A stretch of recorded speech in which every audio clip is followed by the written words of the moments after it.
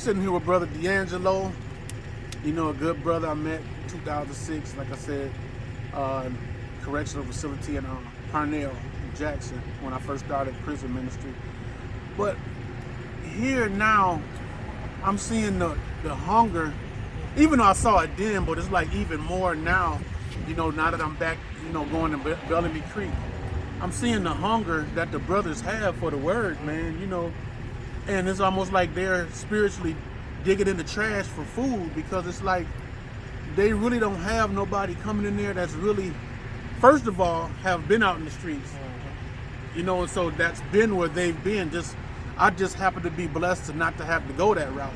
Thank you, Lord. But you know, the few taps I got upside my head was enough to wake me up. And so, Brother Lord, what's the mindset of the brothers once they get behind the doors and have to suffer the consequences of what they perceive to be right, even though it was wrong? Oh man, first thing first, brother. When I got locked up, the mindset that I had, right? As soon as I came through, I realized first and foremost that I'm wrong. I was that, man, I got caught, right? The first natural thing, the first thought comes to your mind, especially when you out there living life, you getting money, you know what I'm saying? You throwing it and blowing it like it's nothing, you know, you going through it, you know, the females attract to you. I mean, all this you got going on, the lifestyle, the cars, the clothes, the gear, I mean, you name shoes, you know, all that seemed good, but then once you get locked up, you be like, man. You know, and then it's like, I got caught. I'm wrong, you know what I'm saying? You know you're wrong. And then it's like, everything else, if you got kids, you're worrying about your kids. Oh, I didn't let them down. I didn't disappoint this person. Everything my mama, everything auntie said to me, everything my pastor, or, you know what I'm saying, people I knew that was trying to tell us right, or give us an encouraging word, or preaching to us, when we wasn't trying to get none of that at the time. Because we were so distracted, we was caught up in what we was doing. Then when you get in there, you just realize, like, man, I got caught. Hey, man, what I'm gonna do now? You know what I'm saying? Then now you in a place in your mind, like, man, because some people stay where they at, some people want more for their life and want more for themselves. Then you realize, like, man, I gotta do something different. Man, I gotta do something different. And so that place of incarceration, you know what I'm saying, being locked up, being told what to do, when you can go to the child and get something to eat, when you can go out to outside the unit, to the yard, and all that crazy stuff, when you take a shower. I mean, that's not a normal way of living. Yeah. So when you get in that environment, you realize you start seeing all this stuff going on, all this crazy stuff going on. All the people know that from the inside know what I'm talking about. But you start seeing all this crazy and chaotic stuff around you, you be like, oh, no, I can't do this. And then some people got football numbers, some people got soccer numbers, some people got, you know what I'm saying? You got to break that down. Oh, man. Football numbers, you know what I'm saying? For instance, 25 years, 25 to 30. You know what I'm saying? Basketball numbers, 103 to never coming home. Oh, you talking about scoring? Yeah, like okay. You know what I'm saying? Them numbers is huge. Brothers ain't, you know.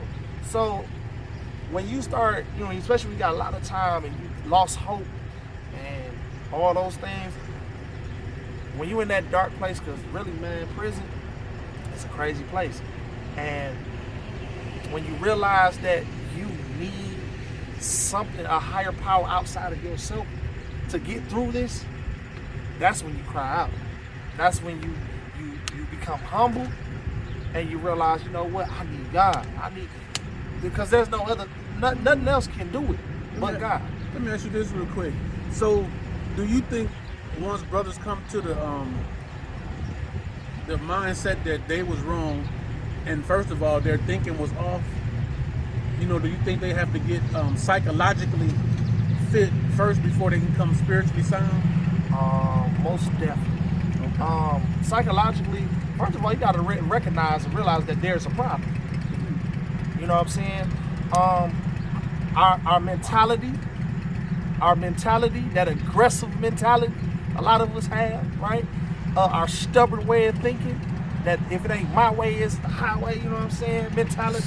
all this stuff we got carrying that's in us, right? Because we used to be in the streets and we had to be a certain way. We had to be doormat. You know what I'm saying? We had to be aggressive. We had to be, you know what I'm saying, this, that, and the third. We had to finesse.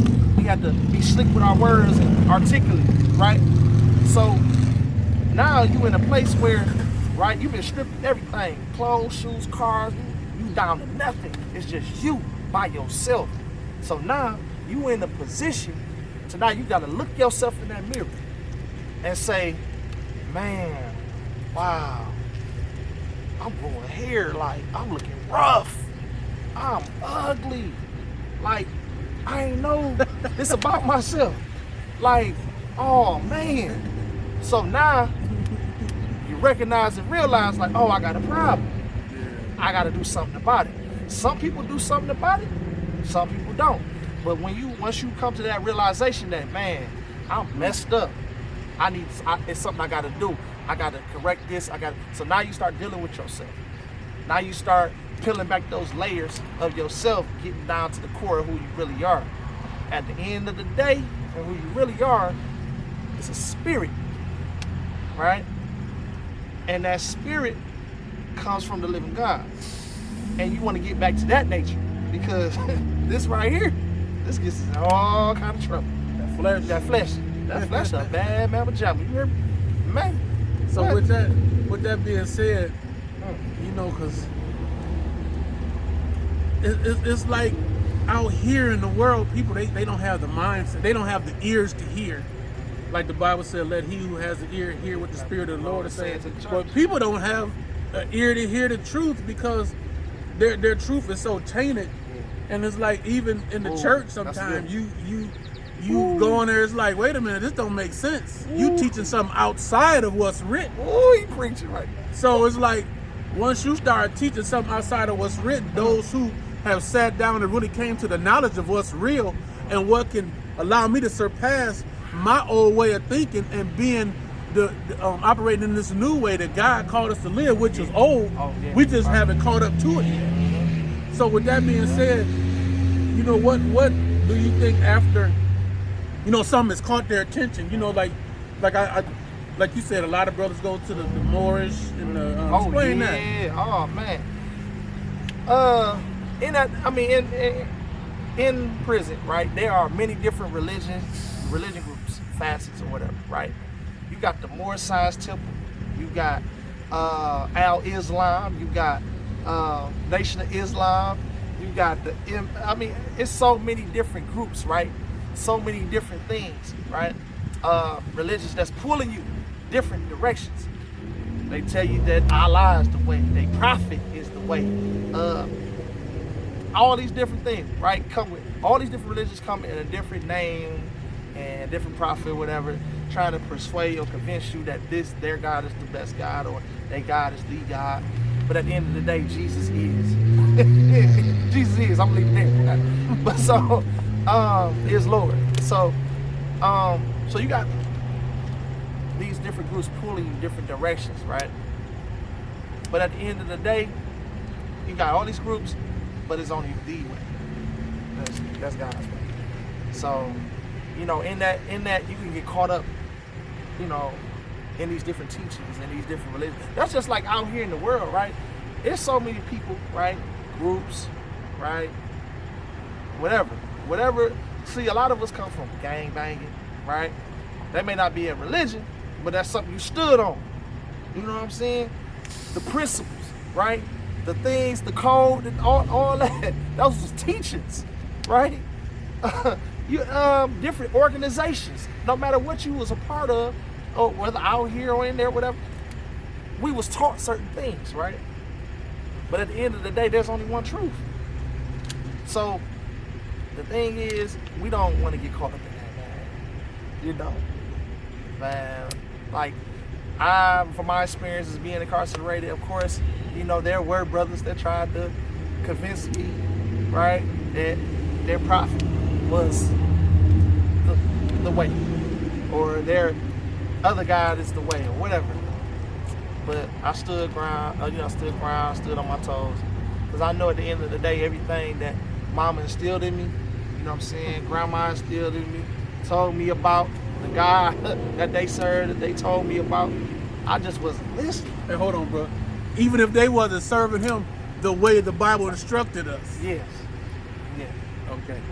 Because you may not always have the best example. You know what I'm saying? Yeah, but we just got, most of us just got had examples of somebody attending church. Church, yeah. And the life didn't match up. So now we come behind them as kids and saying like, wait a minute. Like the little dude, the inspector guy on Sesame Street, he gets something is wrong. You know what I mean? But, you know, with that being said, with all these different religions and stuff like that, so basically would you say most of the brothers, they was running to something,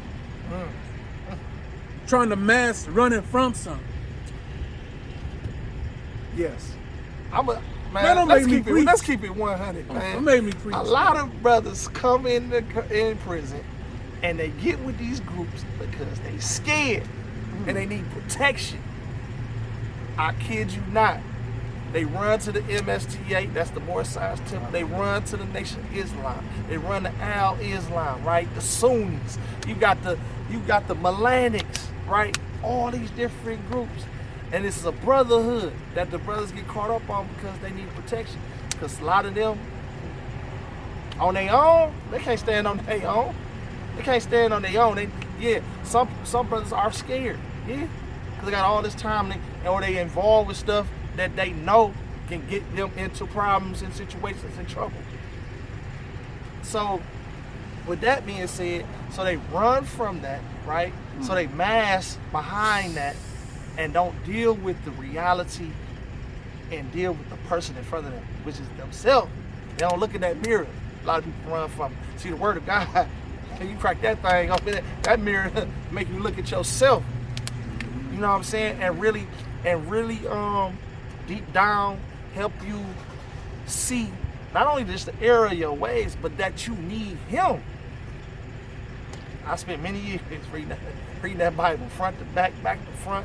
I was involved with services. I was doing, man, I wasn't always there though. I was a little wild though. I came in 18, so I'm just put it like that. So I came in a little wild, a little rough around the edges, but I smoothed out, eventually. But I realized that I needed something higher than myself to get through this time, and I had to really dig deep, right, and get into my word. I started going to church services and everything else, get involved with positive programming, because I didn't want to leave the same way I came in.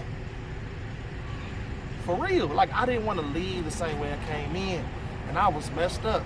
So, and I'm glad I stuck with it. I'm glad I was able to pull back the layers of myself and get down to the root of who I was. You know what I'm saying? So, I just want to encourage everybody, man. Just stay in God, stay in the Word, man. That's the mirror that you need to be able to reflect and look at yourself and to look at the problem areas of your life that needs to be corrected or dealt with. You know what I'm saying? Or exposed. Because a lot of us don't even know we have a problem sometimes in certain areas. For real. We got certain habits, right, that we've been doing for so long, not even realizing that it's affecting others. It's affecting your relationship with your children. It's affecting your relationship with your woman. It's affecting your relationship with your wife, right? Well, you done started something now. Yeah, man. Wait a minute, man. Wait a minute, man.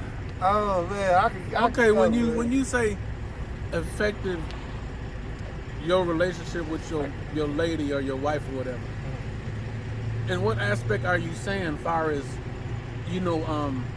not necessarily teaching you, but putting you in position to grow in areas that you thought you was already growing in? Yeah. Okay. You know how some things when we walk with God, right, begin to fall off you. Okay. You might have a real bad anger problem, but all of a sudden you realizing that now I'm controlling my anger more. I ain't quick to cuss somebody out. I ain't quick to blow somebody's mouth out. I mean, let's be 100. Let's keep it real. I'm not quick to want to fight and do all this other stuff, crazy stuff, right? So those things, you realize the change, right? The instant change. But what if now you in a relationship and you got a relationship with your kids, right? God restored you, brought you back to your children, or your wife, or you're in a marriage now, right? But you might have a stubborn mentality. That's what I mean by certain things is affecting your relationships with others. You might have a stubborn mentality. If it ain't your way, there's no way. It's the highway, right? And you stuck on that. And your wife like, man, you can't be leading this family thinking like that. I'm being 100. I'm in a situation. You walking heavy? Oh, man. Come on with it. Man, listen. My girl, we've been dating for a long time. Like, maybe I'm going on 2 years now. And like I said, even though I read the word, study the word, I got a relationship with God, it's still problem areas in my life that I still need God to reveal to me and expose me, right? To help me to see that I need to work on this. So, now, being incarcerated, right? I didn't see my stubborn side, right? I didn't see it clearly. But now I'm in a relationship, right? And I'm in a position where I'm dealing with this woman day to day. Not just her children, right? My son, right? All these different aspects, and seeing that my thinking is really jaded and messed up in some ways. Because it shouldn't be about just me and how I think, or if I think that's what it is. Sometimes your woman can share something with you. She could drop jewels and give you knowledge and wisdom and understanding on things, right? And share with you her perspective of how she sees things, and then we disregard it. We don't even factor in what she's saying. We don't take what she's saying under advisement or under consideration. And we can lead our family into destruction or lead our family over this cliff because you stuck on your stubborn ways and your stubborn way of thinking. That this is what it is. And if it ain't this, we ain't doing it. So what you saying? Basically, God will put you around people that could either pull the best out of you or allow the worst to remain in you and make it worse. So basically what you're saying, it's so important for us to be around folks that's not afraid to call poop poop. Yeah. And one thing about my girl, she don't hold no punches. She tell it like it T.I. is. I know that ain't even a word, but it like it is. So, and I love her the more for that because she helping me to see areas of my life that I need to work on. God brought her into my life because I didn't used to listen. I didn't want to listen to a lot of people. I didn't like listening to people, but her, wow, I listened to her. So you saying you've grown up in the process of getting older, because everybody, we celebrate our birthdays like, I'm 53, you know what I'm saying? But okay, are you 53 in your being and in your mental mindset? Have you grown a year older, or have you just gotten older? Brother, I got to piggyback off that right Go there. ahead, run it. A lot of brothers, listen, can I talk to y'all for a minute, right? A lot of brothers have arrested development. I want y'all to think about that for a second. Arrested development. Meaning, this is what I'm going to break it down to you. A lot of brothers, right, whatever age that they went into prison, though they have grown physically, though they have aged in numbers, their mindset is still 18. Man, let me raise the offer. Pass the collection plate. No, for real. So, here I was, 18. Went into prison. I come out, I'm 29. About to be 30. Still, my mentality was still a teenager, 18 years old. Childish, stuck in my own way, didn't want to listen, right? So I say all this, say that we gotta get out, we gotta grow up. We gotta catch up with our age. You know what I'm saying? So we have to feed our mind. You have to put yourself in a position where you start learning. Learn. You know what I'm saying? You know how they say knowledge is power, right? It is. But it's the application of the knowledge that makes it powerful. Until you actually take what you know and apply that to your life, it's just gonna sit on the shelf. What's knowledge? if you don't do nothing with it. It's just sitting there. But when you actually read self-help books, right? This is the things I was learning. Like, I may have been 18 coming in, but I might have left around 25, 26 mentally wise, right? But I'm still growing up, I'm still learning, right? But I took the time out to read books, learn things, right? Growing my spiritual life. I went to church, went to services, studied the word, you name it. Went to programs I was involved in, Chance for Life, Tom and Jessica, shout out to them. All that, I was involved in all that positive programming stuff that helped me to grow, right? Because if I ain't had that, 9 times out of 10, I'll still be in that same mind state I was in. I went in there. So, yeah, we don't want to have that arrested development state. We want to grow as men. We want to come out on fire, ready, you know what I'm saying, for God, ready to take on whatever obstacles come our way. And you got to be mentally strong, because being out here ain't easy. Coming from inside of there to coming out here, it's not as easy what you think. Some people are fortunate to have family that helps them, right? Some people don't have no help or support system at all. And it's sad to say, those individuals, it's gonna be a lot harder. I'm being real, being 100, because you coming out here with no support, no help, no nothing, it's gonna be hard to get certain things done, get to certain places. The necessities, things of life that you need. I mean, it's not as easy as you think. What happens when that door shuts in your face when you don't get that job that you applied for? Do you just give up and say, oh, you know what, I'm just gonna go back to prison?